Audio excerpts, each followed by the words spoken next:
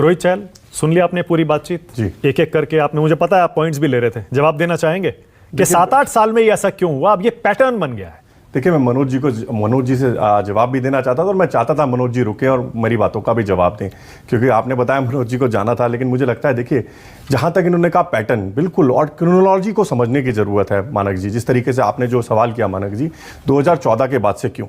देखिए, 14 से पहले क्या होता था? 14 से पहले राहुल गांधी जी और कांग्रेस पार्टी ये कहती थी, मनमोहन सिंह जी की जो हमारे साधन है, जो हमारे देश के रिसोर्सेज हैं, उस पर मुसलमानों का अधिकार है। लेकिन माननीय प्रधानमंत्री 2014 के बाद जब आए तो उन्होंने कहा नहीं, सबका साथ, सबका विकास और सबका विश्वास।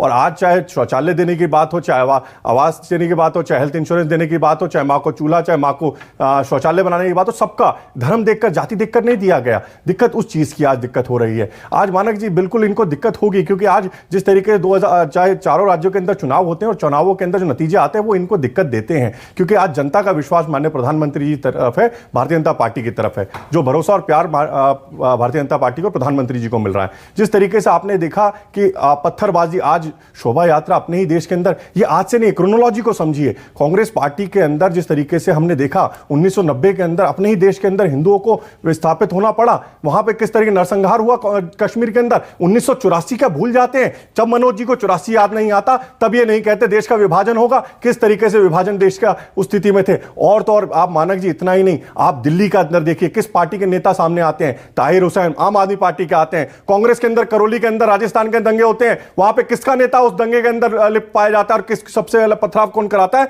मतलूब अहमद, जो कांग्रेस पार्टी का नेता है। तो हमने देखा किस प्रकार से एक साजिश, षड्यंत्र रचा जा रहा है, किस तरीके से देश आगे बढ़ रहा है। माननीय प्रधानमंत्री जी के नेतृत्व में आज दिक्कत हो रही है। और हाँ, आप जेएनयू की बात, एक मैं आप देखिए, इन्होंने बड़ी आपने समय दिया मनोज जी को, मुझे भी थोड़ा समय दीजिए। मनोज जी बोलिए। देखिए, आज जहां तक जेएनयू की बात करी, देखिए जेएनयू की ये प्रेस रिलीज है। जेएनयू की प्रेस रिलीज के अंदर क्या लिखा है मानक जी, कि वहां पर रामनवमी के दिन वहां पर हवन और पूजा करवाई जा रही थी, लेकिन वहां के स्टूडेंट्स को ऑब्जेक्शन था।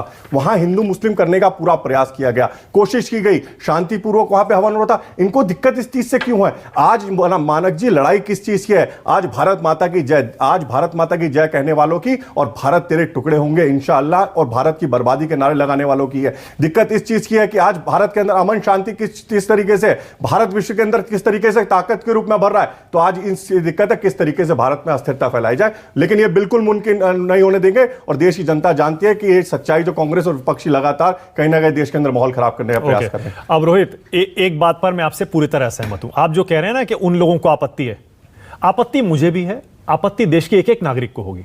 ये छोटी मोटी घटना सिर्फ एक वन ऑफ इंसिडेंट तो है नहीं। देश के 7 राज्यों से, इतने सारे इलाकों से अचानक ऐसी घटनाएं क्यों?